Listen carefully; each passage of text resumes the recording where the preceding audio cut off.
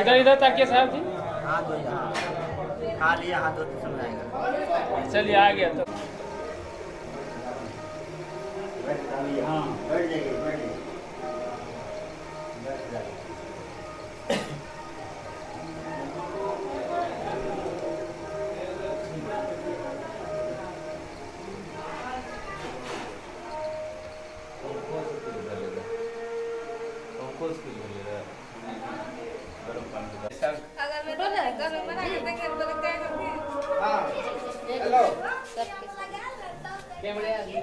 एक साहब जी के लेना है बढ़िया से।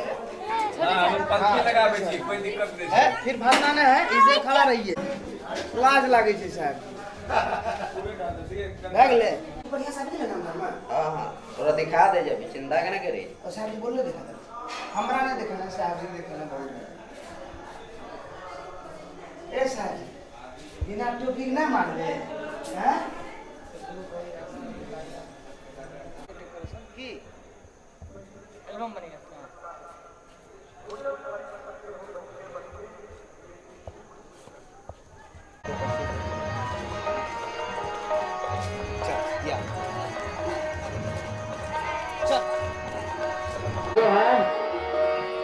अगर जो भोजन नहीं किए हैं,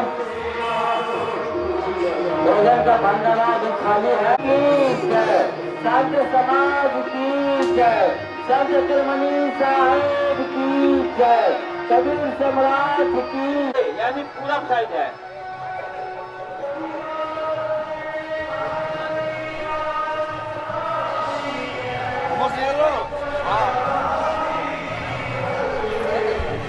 बढ़िया सा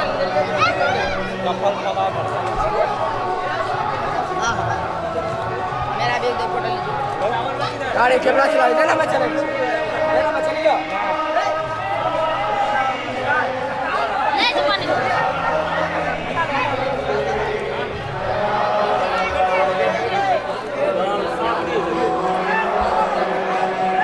फोटो लगा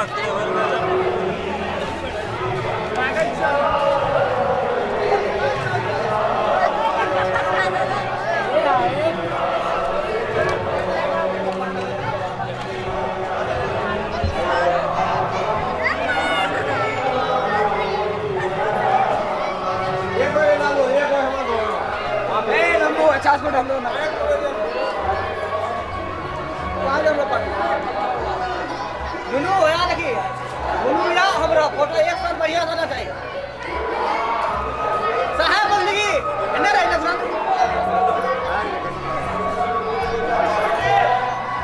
स्टाफ में थोड़ा गाड़ी आ दे मजाक करे यार, मजाक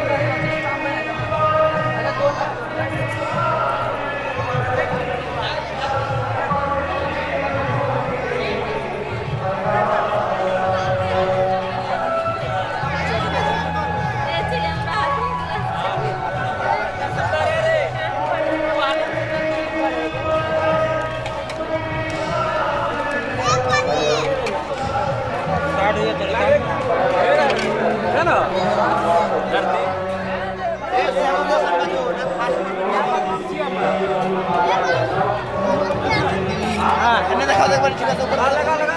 ऊपर पूरा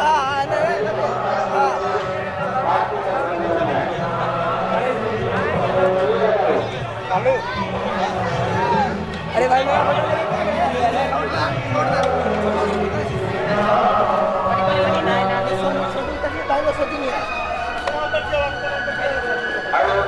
एकदम थोड़ा पूरे साइड दो थोड़ा सा मत जितना चला झुक के अगले रे हमारा लगे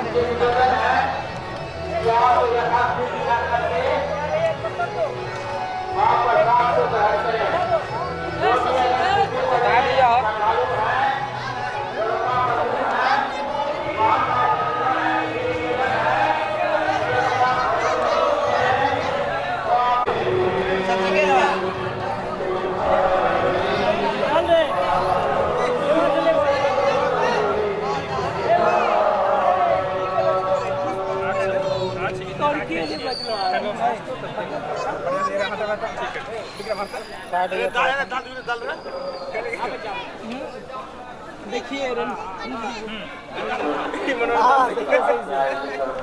नमस्कार।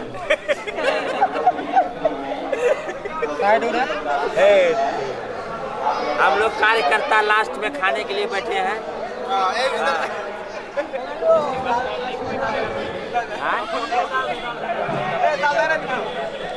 अरे वीडियो लास्ट टाइम डालिए बाबू। साइड हुआ हो साइड हुआ ना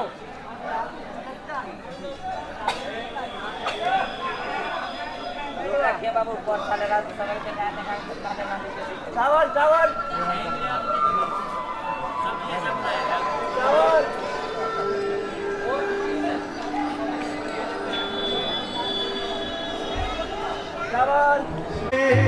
सारे हिसाब होगा ये सोच ले अभी तू फिर बात ये न मानो परसों के तू सोचे पल का नहीं ठिकाना कुछ पल की जिंदगानी एक रोज सबको जाना परसों के तू सोचे पल का नहीं ठिकाना कुछ पल की जिंदगानी तन जीव अनात्म देह जगदे दृष्टा चेतन जीव है जड़ दृश्य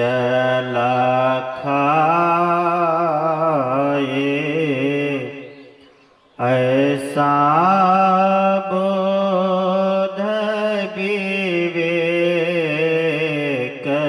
से प्रत्यक्ष कराए दृष्टा दृश्याभास की कुटिया में आए बाहर गुरुवर कुटिया में आए बाहर गुरुवर चांदी कहे तोरे आंखों से चांदी कहे तोरे आंखों से कुटिया में आए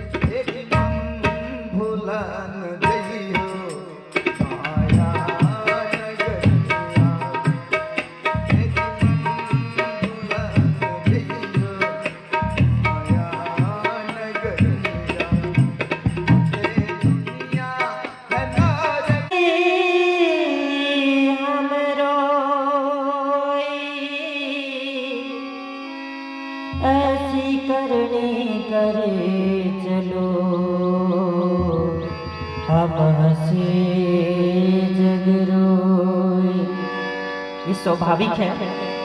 जब बच्चे जन्म लेते हैं तो लोग हंसते हैं, खुशियां मनाते हैं। अक्सर बेटे जब बच्चे नहीं रोते हैं लोग हंसियां मनाते हैं, खुशियां मनाते हैं। बच्चे रोते हैं, जब बच्चे नहीं रोते हैं तो लोग रोना आरंभ कर देते हैं, यानी कि बच्चा जीवित नहीं है। चदरिया थोड़ा साथ में ताली से सहारा करेंगे तो अच्छा लगेगा। चदरिया जीनी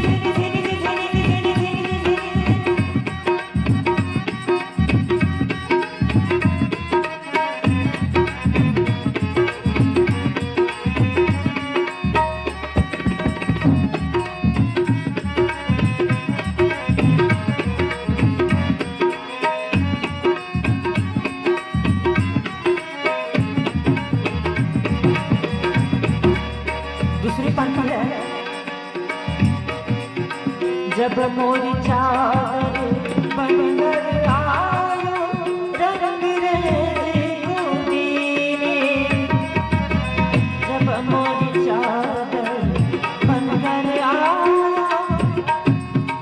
रंग रेजी दीने,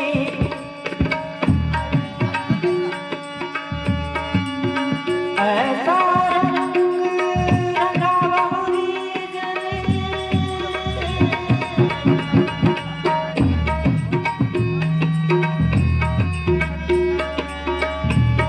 साउंड को प्रेस कीजिए। ऐसा रंग रंगवरी जने लाल लाल कर दिए चदरिया जी राम नाम रखी चदरिया जी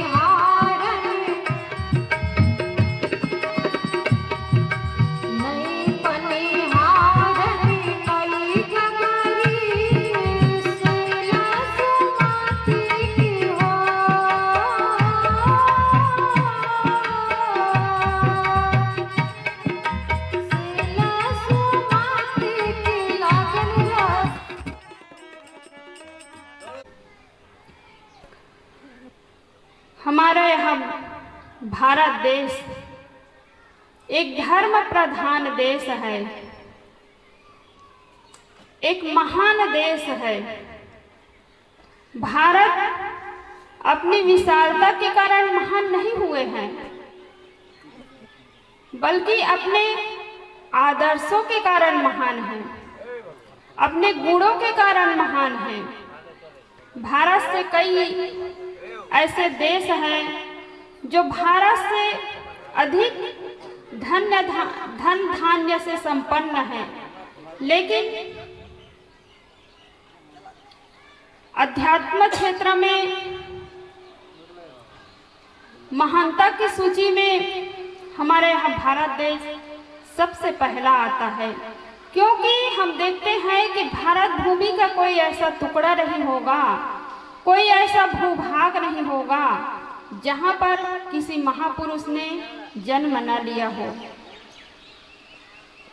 जितने भी महापुरुष हैं, महान पुरुष हुए हैं, वो महापुरुष इस हमारे भारत देश में ही जन्म लिए और देश के रीति रिवाज को देख करके अपना ज्ञान प्रकाश फैलाया है। संत महापुरुष देखते हैं कि संसार में केवल दुख ही दुख है, क्योंकि संसार में आकर के आज कोई सुखी नहीं है। जितने भी तनधारी है, कोई मन से दुखी है, कोई तन से दुखी है, दुख भोग रहे हैं, लेकिन दुख भोगने वालों को दुख दिखाई नहीं देता है, उसमें उसको सुख नजर आता है। महान पुरुष को ये दुख दिखाई देता है, ये बंधन दिखाई देता है कि संसार के लोग कितना दुख में फंसे हुए हैं, तो दुखों से निकालने की कोशिश करते हैं, दुखों से निकालने का प्रयास करते हैं, दिशा निर्देश देते हैं कि संसार के जीव कैसे दुखों से छूटे। तन धरि सुखिया काहू ने देखा, जो देखा सो दुखिया। संसार में तन धारण करके, इस देह को धारण करके कोई आज इस संसार में सुखी नहीं है। इसलिए महापुरुष इस संसार के दुखों को देख करके दुखी होते हैं, रोते हैं। सदगुरु कबीर साहब ने कहा है, मैं रोवो यह जगत को, मोको रोवे न कोय, मोको रोवे सो जना, जो शब्द विवेकी होए।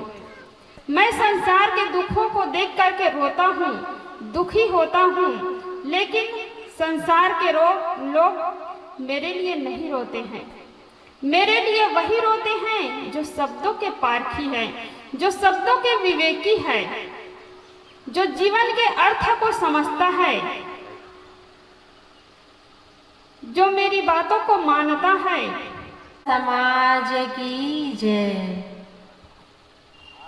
ईषद गुरु संत रमण, श्वेत कंच सतधाम, सत्य सुमिरन प्रारंभ करूं, गुरु करके तुझे प्रणाम।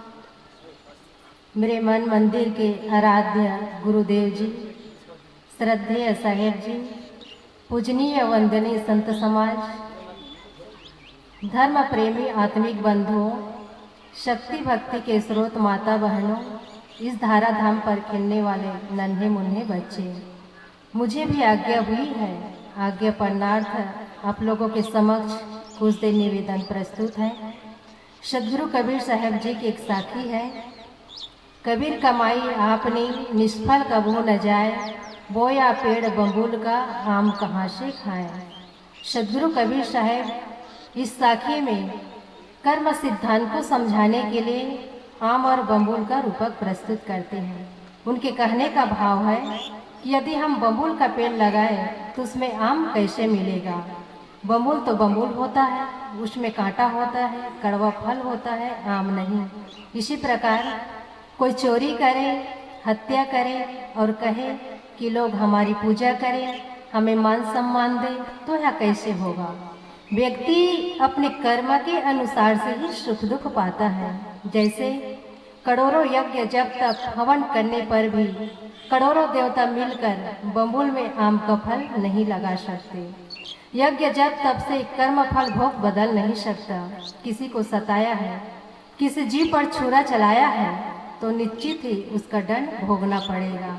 अपने किए हुए पाप पुण्यों के कर्म अवश्य ही भोगने पड़ते हैं। इसलिए सदगुरु कबीर साहब ने कहा है कि जीव मति मारो बापुरा, सबका एक है प्राण, हत्या कभू न छूटी है जो कोटिन सुनो पुराण। जीव घात न कीजिए बहुरी लेत वै कान, तीरथ गए न बाची हो जो कोटि हीरा देहु दान। कहा जाता है कि व्यक्ति का कर्म ठीक उसी प्रकार पीछा करता है जिस प्रकार बैल गाड़ी में जुटे हुए बैल के ठीक पीछे गाड़ी का पहिया चलता है। जैसे हजारों गायों के बीच में भी बछड़ा अपने माँ को पहचान लेता है, वैसे ही जिस योनि में जीव जाता है कर्म उसे ढूंढ लेता है। यह मानव जीवन कर्म भूमिका है और इसी में बंधन और मोक्ष बनाना है। और इसी मानव जीवन में जो दान पुण्य धर्म परोपकार जीव दया आदि करता है तो उसको उसी के अनुसार अन्य योनियों में मिलता है। अब कोई कह सकता है इसे कौन देखा है? देखा तो कोई नहीं है, लेकिन सहज अनुमान लगाया जा सकता है कि हम देखते हैं और देख रहे हैं कि कितने कुत्ते बिल्ली शेर साहूकार के यहाँ पाले जाते हैं। उनके भोजन में तरह तरह के व्यंजन होते हैं, दूध रोटी हलवा पूड़ी मलाई तरह तरह के व्यंजन खाते हैं और साथ ही उनके सोने के लिए डल्लभ का गद्दा होता है। तो दूसरी तरफ एक इंसान है, वह दिन भर जी तोड़ मेहनत करता है, खून पसीना एक कर देता है। उसे व्यंजन तो कौन कहे, पेट भर भोजन भी नहीं जुटा पाता। डल्लभ का गद्दा कौन कहे, घास फूस की झोपड़ी भी नसीब नहीं। वह खुले आकाश के नीचे उनका जीवन बीत जाता है। बहुत बढ़िया। आइए, अब ज़्यादा समय तो है नहीं क्योंकि समय से कार्यक्रम भी समापन करना है और आप सब जलपान नहीं किए हैं। और मैं तो साहब की महान रचना है बीजक। बीजक शब्द प्रक्रम से एक शब्द में से कुछ पंक्तियों पर विचार रखने का प्रयास कर रहा हूं।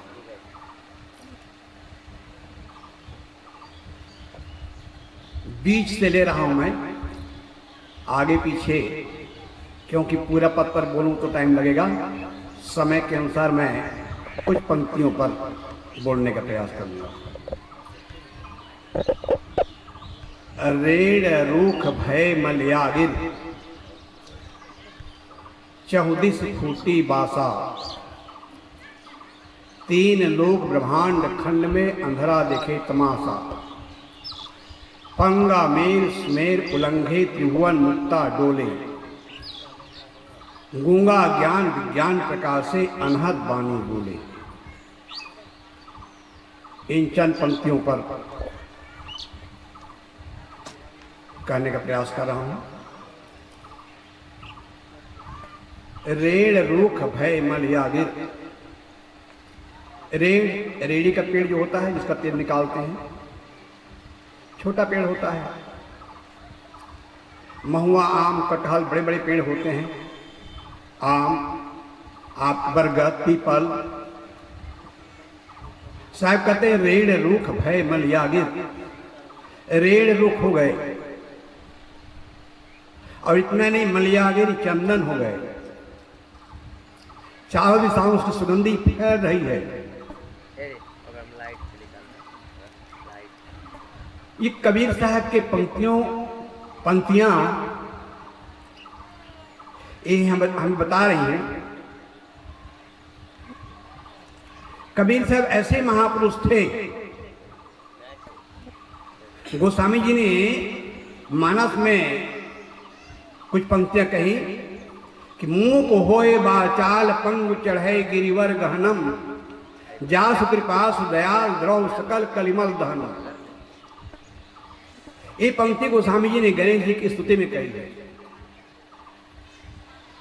गणेश जी की स्तुति, गणेश जी की प्रार्थना करने से गूंगे बोलने लगते हैं और लूला है, पंगुला है, वो पहाड़ पर चढ़ जाता है। मुंह को होए वाचाल पंग चढ़े गिरवर गाना। गणेश जी की प्रार्थना करने से कोई गूंगा बोलने लगा कि नहीं, कोई पंगुला, कोई लूला जो है पर्वत पर की जय। थोड़ा आगे बढ़ के बैठना है, आगे बढ़ जाए थोड़ा से। जो लोग पीछे हैं जो है